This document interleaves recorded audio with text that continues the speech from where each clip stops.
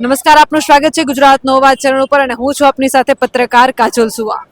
જેતપરની છાવણીમાં બેઠી છું અને ઉપરની વ્યવસ્થા તમે જોઈ શકો છો કે ઉપર જે છે એ વોટરપ્રૂફ ડોમ લગાવી દેવામાં આવ્યા છે, એટલે ખેડૂતોને વરસાદ નડે નહીં. ખેડૂતોનો જુસ્સો યથાવત છે. જેતપરમાં જ છું, છાવણીએ જ બેઠી છું અને મારી સાથે કેટલાક ખેડૂતો જોડાયા છે. ક્યાંથી આવ્યા છો આપ? મારું જામનગર જિલ્લાનું ધ્રોલ તાલુકાનું મોડપર ગામ, ત્યાંથી અમે આવ્યા છે. આજે જેતપર આવ્યા છો, ખેડૂતોના સમર્થનમાં શું કહેશો? આમ તો 2-3 વખત આવ્યા છે. અમારા મિત્ર નિલેશભાઈ જે અનશન ઉપર બેઠા છે, આમ તો અનશન માતા તુલ્ય બહેનો વડીલો આ બધાના કહેવાથી એને એમ લાગે કે અનશનથી કાંઈ રસ્તો નીકળે તો, પણ આ જે નઠ્ઠાલની સરકાર છે ને એને અનશનને કોઈ લેવા દેવા નથી. આ તો જનતા મરી જાય તો આને કોઈ ફેર પડવાનો નથી. કોરોના જેવા ષડયંત્રો કરનારા આ લોકો છે, આને તો શહીદ ભગતસિંહની જેમ જનતાએ જાગૃત થવું જોઈએ. 18 વર્ષ એક થઈ નેક થઈ અને 18 વર્ષ ભેગા થઈ. આ અમારી ભૂલ છે. અમે કહી છે કે આમ બતાવો સરદાર પટેલને.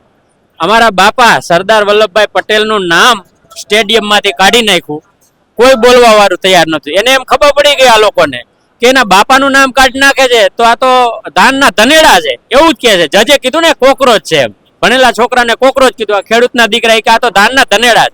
આને ચૂંટણી સમયે ગાંઠિયાને ભજીયા ખવડાવી દેવું તો આ મત આપણને દેવાના છે અને હિન્દુ મુસ્લિમ કરી દેશું એટલે મત આપણને દેવા છે. આ પેલી ભૂલ અમારી ઈ થઈ કે આ સરદાર વલ્લભભાઈ પટેલ અમારા બાપાનું નામ જેને 18 વર્ષને એક કર્યા એ માણસનું નામ કાઢી નાખ્યું.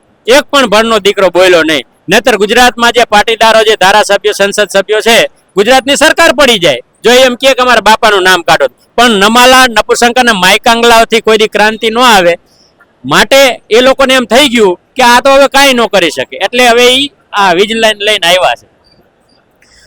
રહી વાત હિન્દુ ખતરામાં, તો મારે સમગ્ર માનવ જાતને અત્યારે 18 વર્ષને 2 હાથ જોડીને કહેવા માંગુ છું કે મામો કંસ છે મુસલમાન હતો, જે કૃષ્ણએ એનો વધ કર્યો હતો.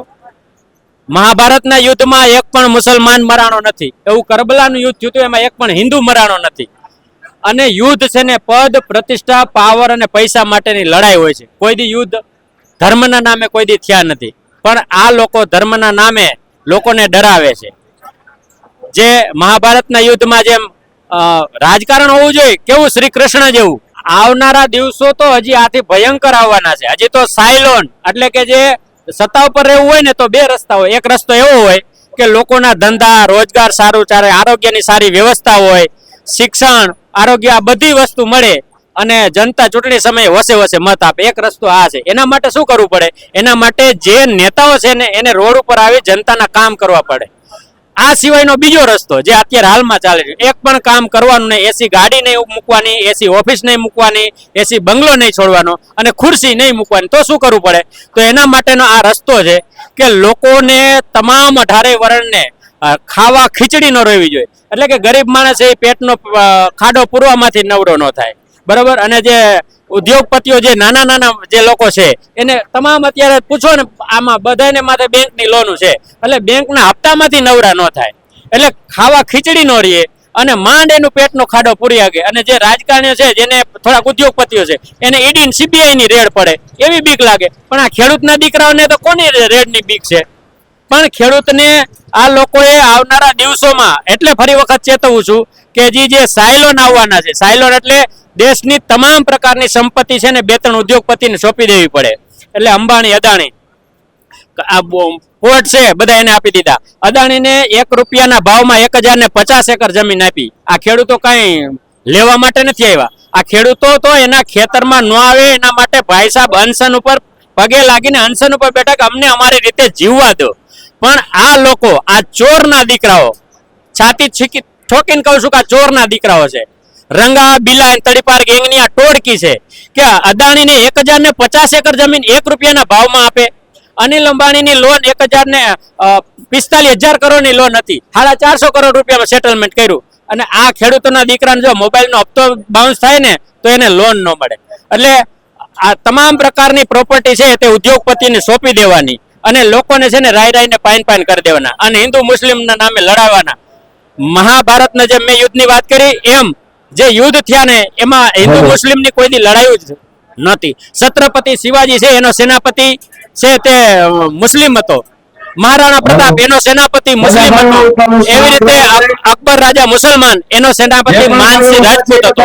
કહેવાનો મતલબ કે કોઈ દિવસ હિન્દુ મુસ્લિમની લડાઈ થઈ નથી, પણ આ લોકો જનતાને એવી રીતે ડરાવી ફોસલાવી અને સિકંજામાં રાખ્યા છે. નોટબંધી, જીએસટી અને કોરોના આ એક એના ષડયંત્રો છે. જે પણ ભાઈઓ ઊભા છે એટલે આવનારા દિવસોમાં જે સાયલન આવવાની છે તે અદાણી છે તે પોતાને આખા ગુજરાતની નહીં આખા દેશની જે માર્કેટિંગ યાર્ડો છે તેના કૃષિની જે જણસીઓ છે તે બધી ટ્રેનો દ્વારા એના સાયલનમાં ભેગી કરી દેવાના છે. અને આ ખેડૂત પાસે એના ખેડૂતોને કિલોના ભાવમાં અનાજ વેચવાના, જે આપણે ખાંડીએ વેચી છે એ ભાવમાં આ લોકો વેચવાના. હજી જો ખેડૂતો કોઈ એમ કહે ને કે મારે શું, મારા ખેતરમાં ક્યાં થાંભલો છે, હજી લોકો રાહ જોઈને બેઠા છે. એટલે હું તો 18 હાલની અત્યારે જે કહું છું ને તમે, આજની તારીખમાં રાજસ્થાનમાં એક 13 વર્ષની દીકરી એને 35 વખત બળાત્કાર કર્યો આજના દિવસમાં, 35 જણાએ 5 દિવસમાં, તોય કોઈનું લોહી ધકતું નથી. એટલે લોકો જોવે છે કે કોક આવે, કોઈ આવવાનું નથી. ભગવાને અવની ચોકડીએથી ગીતાના ત્રીજા અધ્યાયમાં 5મો અને 7મો અને 8મો શ્લોક યદા યદા ધર્મસ્ય જ્ઞાનિલ ભવતિ ભારત અભ્યુત્થાનમ ધર્મસ્ય તદાત્મનમ સુજામ્યમ પરિત્રાણાય સાધુનામ વિનાચાય તદુષ્કૃતામ ધર્મ સંસ્થાપના થાય સંભવામી યુગે યુગે.